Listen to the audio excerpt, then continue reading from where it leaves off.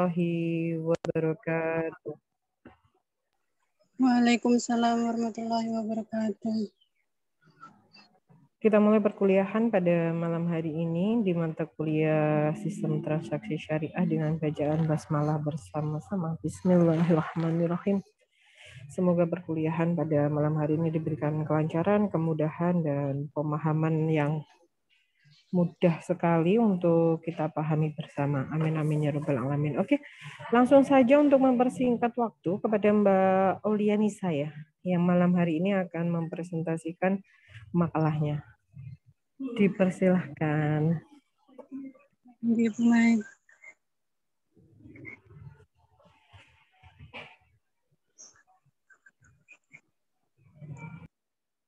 Assalamualaikum warahmatullahi wabarakatuh.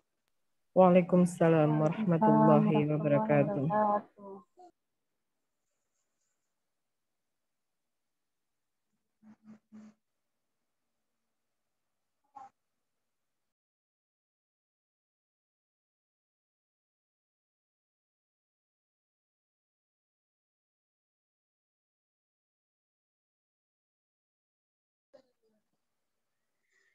Yang terhormat pada Bu Mai Santi selaku dosen pengampu mata kuliah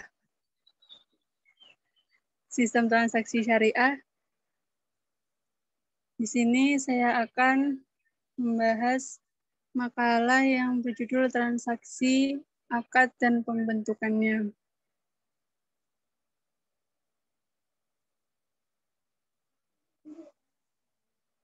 Secara etimologi, akad berasal dari bahasa Arab, yaitu akoda, ya'kudu, akodan, yang artinya membangun atau mendirikan, memegang, perjanjian, percampuran, dan menyatukan. Menurut Sayyid Al-Sabiq, akad berarti ikatan atau kesepakatan. Sedangkan secara terminologi, akad ditinjau dari dua aspek, yaitu pengertian secara umum dan pengertian secara khusus. Pengertian akad dalam artian umum hampir sama dengan pengertian akad secara bahasa. Hal ini dikemukakan oleh ulama Syafi'iyah, Malikiyah, dan Hanabilah. Yaitu segala sesuatu yang dikerjakan oleh seseorang berdasarkan keinginannya sendiri, seperti wakaf, talak, pembebasan, atau sesuatu yang pembentukannya membutuhkan keinginan dua orang seperti jual beli, perwakilan, dan gadai. Pengertian akad dalam artian khusus dikemukakan oleh Al-Kamal Ibnu Al-Humam, yaitu perikatan yang ditetapkan dengan ijab qabul berdasarkan ketentuan syarak yang berdampak pada objeknya. Dasar hukum akad dilihat dari beberapa ayat Al-Quran, yaitu diantaranya pada surat Al-Imran ayat 76, surat Al-Ma'idah ayat 1, surat An-Nisa ayat 29, dan surat Al-Isra ayat 35. Dan juga dari beberapa hadis, yaitu yang pertama dari Nu'man bin Bashir, ia berkata Rasulullah Shallallahu Alaihi Wasallam bersabda, segala sesuatu yang halal dan haram itu sudah jelas. Di antaranya keduanya terdapat hal-hal yang samar dan tidak diketahui oleh kebanyakan orang. Barang siapa yang meninggalkan apa-apa yang menyerupai dosa, maka ia berarti telah meninggalkan yang haram. Tetapi barang siapa mengikuti hal-hal yang meragukan, yang cenderung ke dosa, maka ia sebenarnya telah terjerumus pada yang haram. Semua dosa adalah ladang atau larangan Allah. Barang siapa yang melangkahkan kakinya di seputar ladang atau larangan Allah tersebut, dikhawatirkan ia akan duduk di ladang tersebut. Hadis riwayat Bukhari. Bab yang ketiga, pembentukan akad. Pembentukan akad dibagi menjadi dua, yaitu terdapat rukun akad dan syarat akad. Dalam Islam, suatu akad bisa dikatakan sah apabila memenuhi dua hal, yaitu terdapat rukun dan syarat dari akad. Rukun adalah unsur-unsur yang membentuk sesuatu, sehingga sesuatu tersebut terwujud karena adanya unsur-unsur yang membentuknya. Jumhur ulama berpendapat bahwa rukun akad terdiri dari 4 hal, yaitu Yang pertama, al-aqidain atau pihak-pihak yang berakad, seperti penjual dan pembeli. Yang kedua, ma'qud alaih atau objek akad, seperti berupa aset-aset finansial maupun non-finansial. Yang ketiga, sigot al-akad atau pernyataan untuk mengikatkan diri. Dan yang keempat adalah tujuan akad.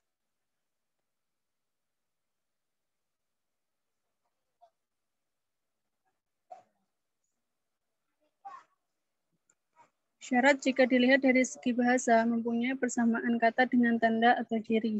Hal tersebut diungkapkan oleh Ibnu Manzur lebih lanjut bahwa syarat adalah menetapkan sesuatu menjadi sebuah keharusan baik dalam akad jual beli maupun akad yang lainnya.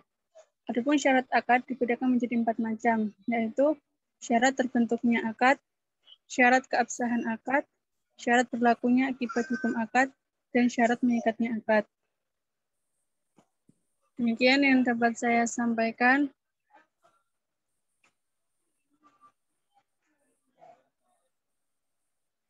Jika ada pertanyaan, silakan.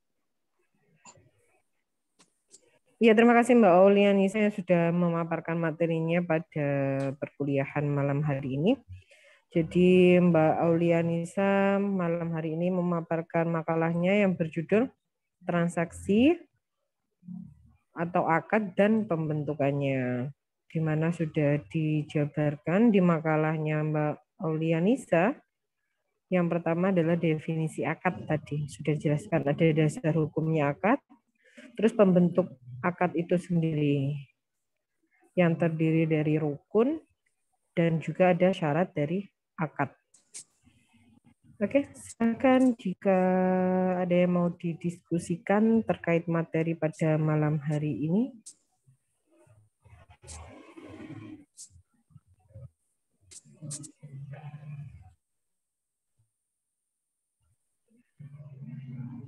Jadi untuk penulisan Darusaka itu tidak ada HLM-nya. Coba ini sambil menunggu ada pertanyaan ya. Oke, Mbak Putri, Mas Fadil biar dilanjut dulu sholatnya. Nah, di sini ada makalah. Nah, ini tadi kan mata kuliahnya masih bahasa Indonesia. Disusun ini. Oke, kata pengantar. Ini mulai bab 1 pendahuluan. Di latar belakang, ini kan ada latar belakangnya. Ini apakah 3 paragraf? Ini Mbak Aulianisa. Ini dari satu referensi, satu rujukan ini Urbanus Umaleu, akad dalam transaksi ekonomi syariah. Iya, Bu Mai. Iya, jadi penulisannya itu setiap paragraf dikasih footnote seperti ini ya. Nah, ini sama. Untuk ini mendapatkannya dari mana? Jurnal kah? Jurnal, Bu Mai. Iya, ini kalau mendapatkan dari jurnal berarti jurnal online ya? Iya. Iya, bisa ditambah linknya. Jadi kalau ini didapat dari jurnal online, nanti bisa ditambahkan link dari jurnal online-nya apa, itu bisa ditambahkan di footnote-nya. Untuk penulisan ini namanya benar seperti ini. Berarti nama yang terakhir akad dalam langsung 1 2 3 titik koma. Nah, ini seperti ini untuk footnote yang ketiga sama penulisannya. Nah, seperti ini ya. Ini yang terbaru karena sudah tidak menggunakan yang namanya ibid lagi. Jadi ini yang pertama komplit. Terus paragraf kedua, ketiga karena sumbernya sama, cara penulisannya seperti ini.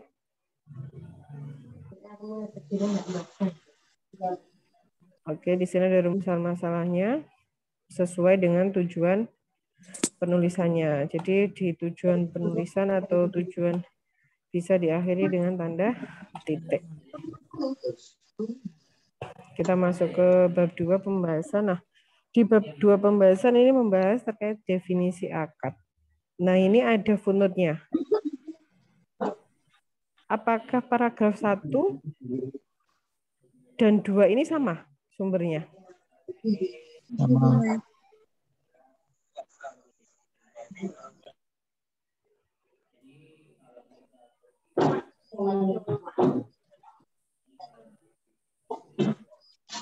Ini jika sumbernya sama, cara penulisannya sama.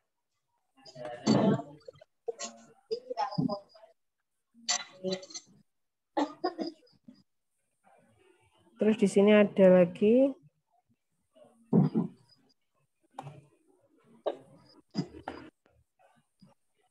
ya, ini HALM ini bisa dihilangkan, redaksinya langsung nomor halaman. Nah, seperti ini.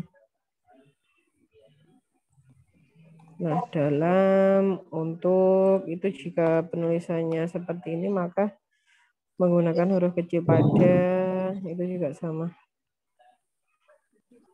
Ini sama kayak ini ya. Kan ini ada ibit ya redaksinya.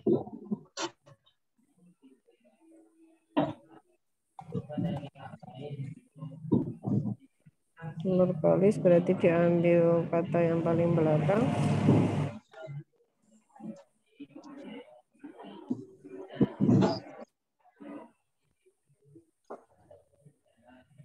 Oke, seperti ini penulisannya. Ini ada footnote nomor 7. Sama dengan ini. Nah, berarti ini sama, ini bisa dihilangkan. Ini juga sama ya, rekan-rekan. Jadi ini sekalian belajar teknik penulisan karya ilmiah dan juga belajar transaksi atau akad dan pembentukannya pada malam hari ini. Jadi biar terbiasa. Nah, ini. Oke. Nah, di daftar pustaka ini penulisan halaman ditiadakan.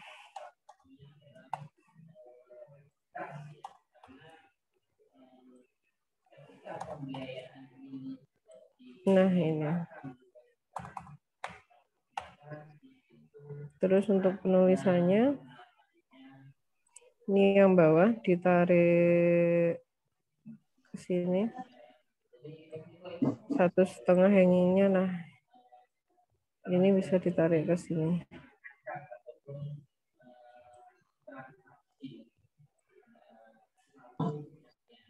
Ini satunya kok banyak ya.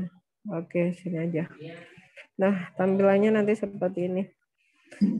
Oke, ini untuk teknik penulisan saja. Selebihnya sudah bagus karena di sini makalahnya bersumber dari beberapa referensi, ada 1, 2, 3, 4. Ini sudah bagus, minimal memang untuk makalah itu 5.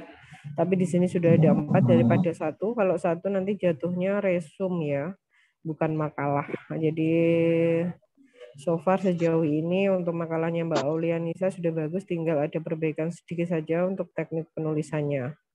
Kayak ini yang poin 9. 9 ini dia merujuk kemana ya? Muhammad Ulul Albab. Nah, ini Muhammad Ulul Albab. Ini kurang lengkap dia juga. Muhammad Ulul Albab. Ya, belum menemukan. Oke.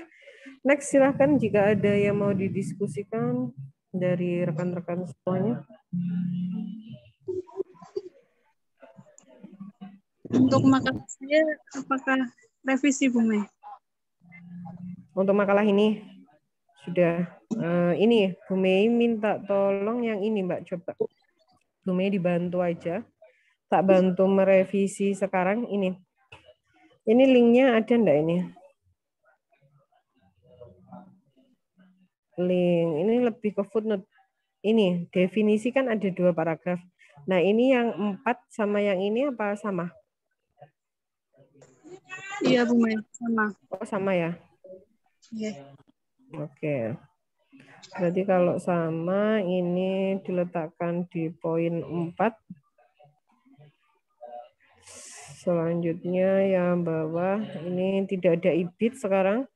Untuk tahun 2022 IBIT tidak dipakai karena di IBIT itu sendiri membingungkan pembaca sehingga IBIT sekarang tidak digunakan. Ini cara menulisnya kalau sama untuk daftar bukannya atau referensinya itu tinggal ini ditulis yang nama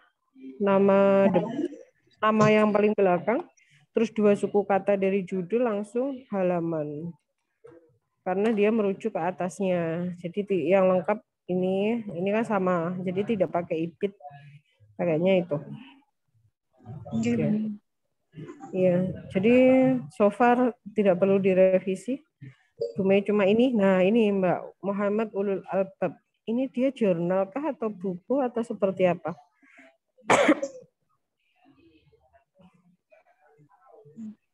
Ini yang iya, footnote 10 aja. Ini sama kayak yang footnote nomor 8.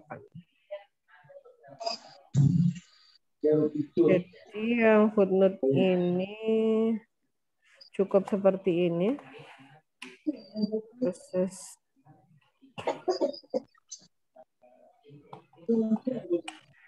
Nah, kayak gini. Ya Bu Mai, yang Muhammad Ulul Albab itu jurnal. Oh, jurnal ya. Oke, berarti kalau jurnal sama volumenya apa, terus nomor berapa. Nah, ini jurnalnya apa, itu dilengkapi. Ini lebih bagus. Ini kurang nama jurnal. Nah, contoh ya. Ini yang kurang adalah nama jurnalnya. Sama nama jurnal sama link jurnal online-nya karena dia kan online ya. Nah, sama linknya yang ini jurnal ekonomi syariah sudah oke, ini sudah oke, ini tinggal linknya aja. Nah, ini kurang linknya aja. Ini buku ya. Iya. Yang ini sama jurnal ya. Nanti berarti kurang ini. Kurang volume. Terus kurang nomor. Terus nama jurnal. Sama link jurnalnya. Nah, kurang ini aja. Apakah mungkin mana ada? Kalau ada nanti Bu Mei bantu editkan, jadi nggak usah mengumpulkan lagi filenya gitu. Untuk yang itu tidak ada ini Bu Mei. Volume gitu. Yang ulul. Ya. Oh, yang ulul nggak ada ya, tapi dia jurnal ya. Iya, berarti jurnal. Oh, iya iya. Seharusnya ada volume, ada nomornya, terus nama jurnalnya juga ada. Seharusnya loh ya. Kalau enggak ada ya sudah nggak apa-apa. Linknya aja, nanti tinggal ngeklik. Oke, ini ada pertanyaan dari Mbak Putri, Mbak Aulianisa. Izin bertanya, bagaimana jika akadnya hanya secara lisan? Dan jika di suatu hari ada kelupaan, itu bagaimana cara menyikapinya? Oke, terima kasih. Ini yang ditanyakan Mbak Putri itu ada di rukun. Jadi di rukunnya akad.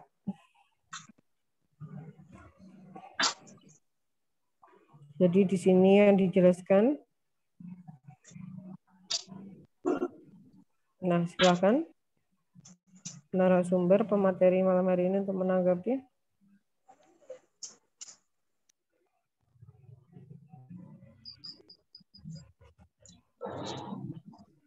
Yang dibahas sebenarnya Mbak Putri itu yang ditanyakan di poin ini rukun akadnya. Jadi di rukun akad ini menurut jumhur ulama kan terdiri dari 4 hal. Nah, yang poin ditanyakan adalah sebenarnya poin siwotnya. Oke. Silakan untuk ditanggapi.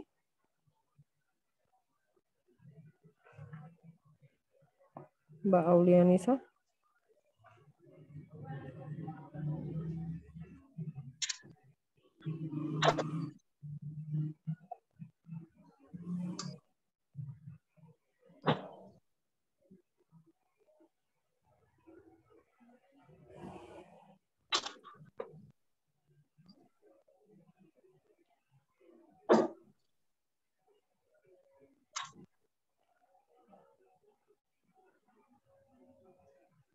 Oke.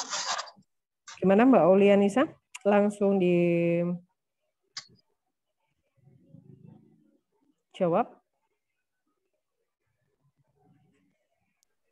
Sebentar Bu Mai. Oh ya, siap. Jadi sambil menunggu Mbak Aulianisa untuk menjawab pertanyaan dari Mbak Putri tadi, perlu dipahami oleh rekan-rekan semuanya bahwa di rukun akad yang poin siwat ini ada 2 ya. Jadi bisa dilakukan dengan ucapan maupun dengan perbuatan tentunya.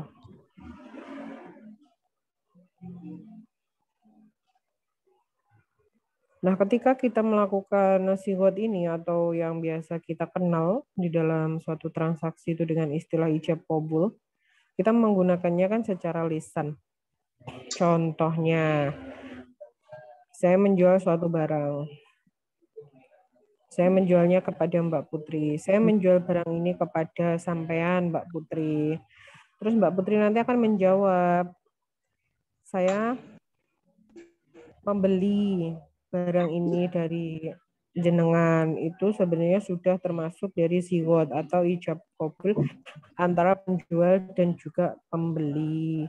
Yang terpenting di sini harus dilihat transaksi yang sedang dilakukan. Kalau memang jual belinya itu langsung memberikan barang karena barangnya sudah tersedia, maka harus dengan adanya serah terima barang. Serah terima barang yang dilakukan karena penjual, saya menjual susu, maka saya serahkan susu itu kepada Mbak Putri dan Mbak Putri akan memberikan saya uang untuk membayar barang itu. Atau kalau memang disepakati barter, tukar-menukar barang juga bisa. Saya menyerahkan susu, Mbak Putri mungkin menyerahkan apa ya, sama-sama barangnya. Gandum ke saya boleh, atau menyerahkan beras ke saya dengan takaran yang sama, itu boleh. Oh, betul. Dia nyemak loh. Sudah, jangan berkelahi.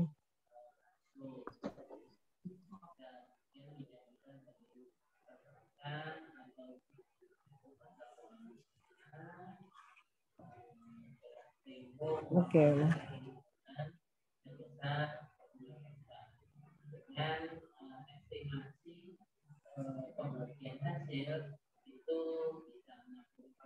Jadi selain dijual beli, siwat ataupun ijab qabul itu juga bisa dilakukan dalam hal hutang. Itu juga boleh transaksi hutang piutang ya, itu bisa dilakukan. Jadi tinggal transaksinya nanti menyesuaikan saja untuk tindakan atau perbuatan yang dilakukan ketika sedang melakukan siwat ataupun ijab qabul tersebut.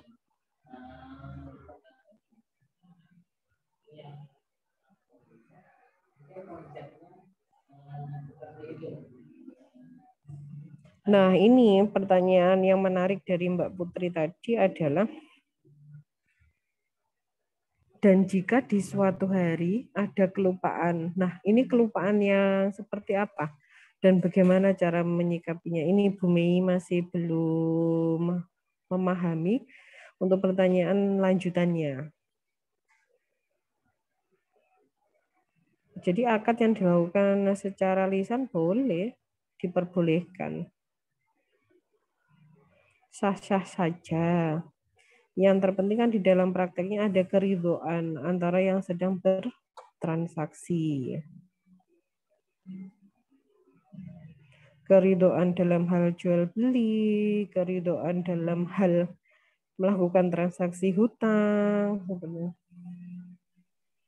Jadi ketika ada orang berhutang, Iya, silakan. Oke, mungkin kalau dari saya Pak, ini dari saya Bu, pendapat saya. Iya, Nih, ya siap. mungkin dari Mbak yang dimaksud Mbak Putri, mungkin Mm-mm. jika ada yang kelupaan itu mungkin dalam transaksi tersebut ada hutang, mungkin gitu kan.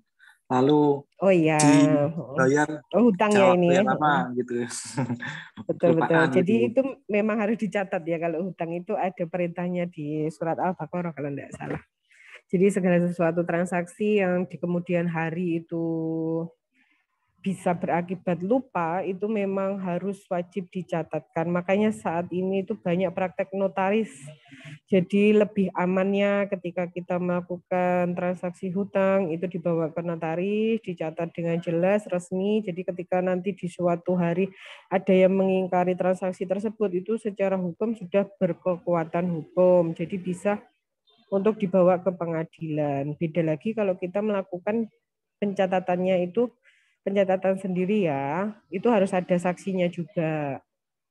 Tapi itu memang bisa dijadikan bukti saja. Kalau secara hukum memang belum berkekuatan hukum catatan yang kita buat, tapi minimal di situ kan ketika kita menulis hutang seseorang atau transaksi hutang yang kita lakukan, itu ada yang menyaksikannya. Seperti itu. Ini kalau hutang seperti itu ya, wajib dicatat juga. Makanya transaksi jual beli itu kenapa disarankan untuk dilakukan pencatatan juga. Jadi sebenarnya selain kita tahu pendapatan kita berapa, kita juga tahu nanti kerugian yang kita dapat dari usaha yang sedang kita jalankan. Jadi memang selain itu, saat ini memang untuk pencatatan juga berfungsi selain untuk menyikapi agar kita di suatu hari nanti itu pasti lupa ya. Jadi karena keterbatasan kemampuan kita untuk mengingat sesuatu kan pasti lupa. Nah, jadi manfaatnya itu banyak sebenarnya. Kalau kita catat itu ya, setiap transaksi cash flow namanya di bisnis kita itu bisa untuk penguat kita dalam melakukan pembiayaan. Jadi sebenarnya banyak sekali manfaatnya ketika kita melakukan pencatatan, baik itu transaksi piutang maupun yang non piutang atau jual beli dan usaha-usaha kita yang lainnya tentunya. Mungkin dari rekan-rekan ada yang mau menambah? Silahkan.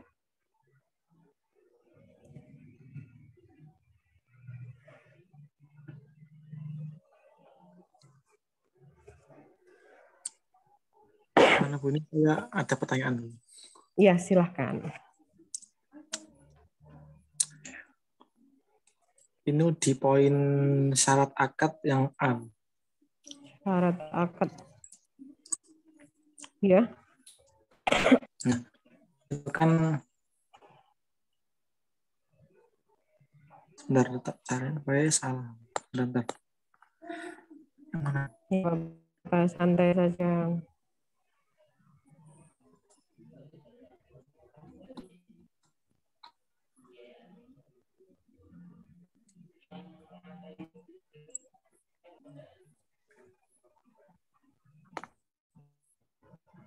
Nanti teman ya. Ini tak selesai dulu. Ini setelah ini saya publish, nanti silahkan absen di kolom komentar karena sampai detik ini kan si akad juga belum bisa digunakan, difungsikan ini secara nasional karena memang ada migrasi data dari feeder ke neo feeder gitu informasinya. Jadi ini terjadi di seluruh perguruan tinggi.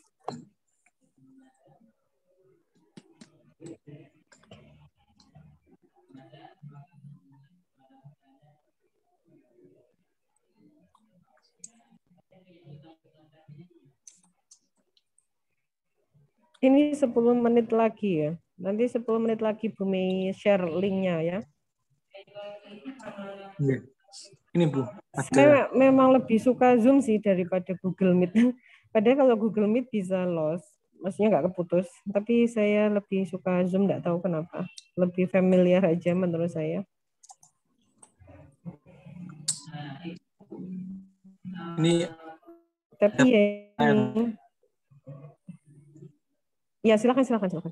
Nih, pada syarat berlakunya akibat hukum akad.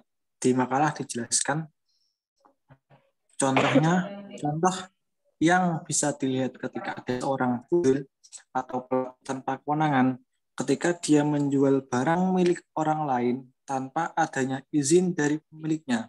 Hal tersebut bisa sah dalam akad, namun akibat hukumnya masih tergantung kepada pemiliknya. Jadi pertanyaan saya itu, kalau dari awal itu barang bukan miliknya, lalu tanpa izin pemiliknya gitu loh, Bu. Apa sah itu loh? Walaupun di sini juga dijelaskan Itu yang mana ya, Mas ya? tergantung. Yang C, syarat Itu akad yang pada poin C. C. Syarat akad. Syarat berlakunya Syarat akibat mengikatnya hukum ya. akad. Oh, akibat Atasnya, hukum Bu. akad. Ya. Ya sudah, ini kan contoh yang bisa dilihat ketika ada seorang fudul pelaku tanpa kewenangan ketika dia menjual. Ya, pertanyaannya. Pertanyaan tuh kalau kan udah barangnya tuh bukan milik orang lain, lalu dia menjualnya tanpa izin dari pemiliknya tuh. Kalau dari dasarnya pun sudah tidak jelas apa sah gitu. Walaupun di sini dijelaskan masih tergantung kan. Oke. Kita kasih kesempatan Mbak Aulia, silahkan. Nanti boleh bantu, tenang aja. Ini sekarang ini kita sedang sama-sama belajar.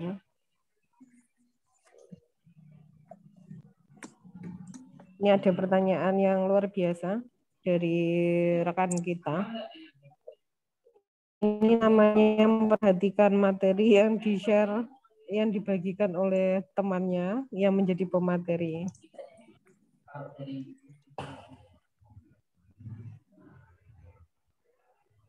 Oke, silakan. Mbak Aulia masih ada ya di ruang Zoom ini? Masih, Bu. Ya, silakan ditanggapi dulu. Sebenarnya itu saya juga mau mempertanyakan.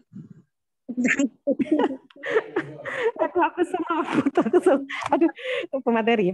Jadi gini, clue buat kalian semua, teman-teman. Jadi kalau membuat suatu makalah, isinya itu memang harus benar-benar dikaji, dipahami betul.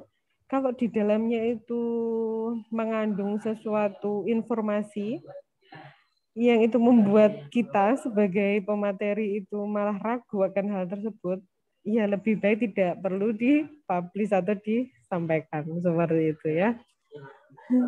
Itu nanti akhirnya menyesatkan teman-temannya, yaitu pesan untuk pemateri selanjutnya. Karena ini kan sudah jadi ya, gitu. Aduh, aku akhirnya batuk. Ya, gimana? Pemateri ini sudah tidak ada ide lagi ya.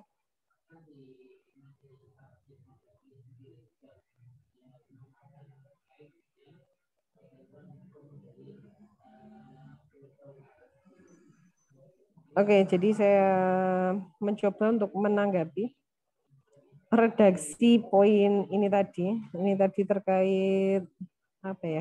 Syarat berlakunya akibat hukum akad. Agar dapat dilaksanakan suatu hukum dari suatu akad penuhi, yaitu adanya kewenangan sempurna atas objek akad.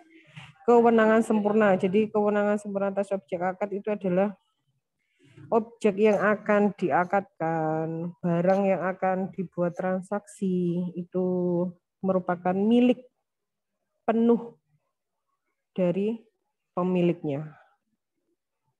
Harus dimiliki sepenuhnya oleh pemilik objek tersebut. Kewenangan sempurna atas objek akad. Ini saya mencoba untuk memahami redaksinya ya. Jadi kalau ada redaksi yang di sini ada dua syaratnya nih, kewenangan sempurna atas objek. Jadi di sini objek yang akan diakadkan, barang yang akan dibuat untuk transaksi, untuk diserah terimakan, itu harus dimiliki penuh oleh pemiliknya. Oke ya, bisa dipahami ya. Dan adanya kewenangan atas tindakan hukum yang dilakukan. Nah, di sini hubungannya dengan akibat hukum dari suatu akad. Terus timbullah redaksi di paragraf ini contoh yang bisa dilihat ketika ada seorang pelaku tanpa kewenangan menjual barang milik orang lain tanpa ada izin dari pemiliknya. Hal tersebut bisa sah dalam akad, namun akibat hukumnya masih tergantung kepada pemiliknya. Jika pemiliknya mengizinkan, maka jual beli itu bisa berlangsung tanpa mengulang akad dari awal. Namun jika pemilik tidak mengizinkan, maka akad tersebut menjadi batal. Padahal sudah sangat jelas di dalam ini pendapatnya Bu Mei ya. Di dalam mahud alaih atau objek akad ini kan ada ketentuan-ketentuan di dalamnya. Contoh nih ya, ketentuan yang harus ada di mahud alaih, di objek akad itu apa saja? Yang seperti Bu Mei jelaskan minggu kemarin, bahwa objek akad itu harus ada ketika akad sedang berlangsung. Jadi harus ada itu, nanti ada pengecualiannya. Kalau salam kan harus pesan dulu. Tapi kalau jual beli yang memang barangnya harus ada, contoh kita sedang melakukan jual beli di toko. Di toko, contohnya di toko kelontong itu kan barangnya sudah ada. Makanya di sini objek akadnya kan harus ada. Jadi kita harus melihat situasi dan kondisi ketika transaksi sedang terjadi itu di mana ya, dan transaksinya itu seperti apa. Itu harus digarisbawahi. Oke. Jual beli salam beda lagi. Itu pengecualian. Salam, istisna, itu pengecualian ya. Oke, yang kedua, coba nanti kalian baca lagi ya, di mahud alaih. Itu objek akad secara hukum termasuk barang yang diperbolehkan secara syara.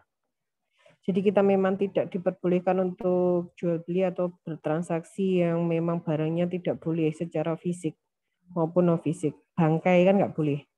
Komer minuman keras kan nggak boleh. Daging babi kan nggak boleh. Seperti itu ya.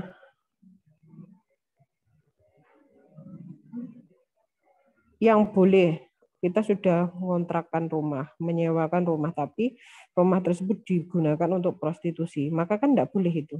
Tujuannya kan sudah melanggar hukum syara. Itu harus diperhatikan. Yang berikutnya, di mahud alaih di objek akad ini, di poin ini kan sedikit sekali ya penjelasannya. Jadi objek akad itu kan harus jelas kelihatan. Yang kemarin ditanyakan Mas Fadil, saya masih ingat ya, harus jelas. Nah ini juga ada pengecualian. Contohnya yang tidak boleh kita perjualbelikan itu ikan di lautan. Itu kan kita tidak tahu bentuknya seperti apa. Burung yang sedang terbang bebas di udara kan kita tidak tahu. Jadi harus jelas di sini itu ya burungnya benar-benar ada di hadapan kita di dalam sangkar. Ikannya ya ikan koi yang kita pelihara di kolam kita. Dan sudah kelihatan, contohnya diletakkan di akuarium kaca, itu kan terlihat barangnya. Seperti itu ya. Selain itu, objek akad itu juga harus bisa diserah terimakan pada waktu akad. Atau mungkin bisa diserah terimakan di kemudian hari. Kalau di kemudian hari, ini contohnya di kemudian hari ya. Hari ini transaksi kita, Mas Fadil, Mbak Aulianisa, kita hari ini transaksi. Saya menyewa mobilnya Mas Fadil untuk perjalanan hari Sabtu, maka penyerahan barangnya itu hari Sabtu pagi. Padahal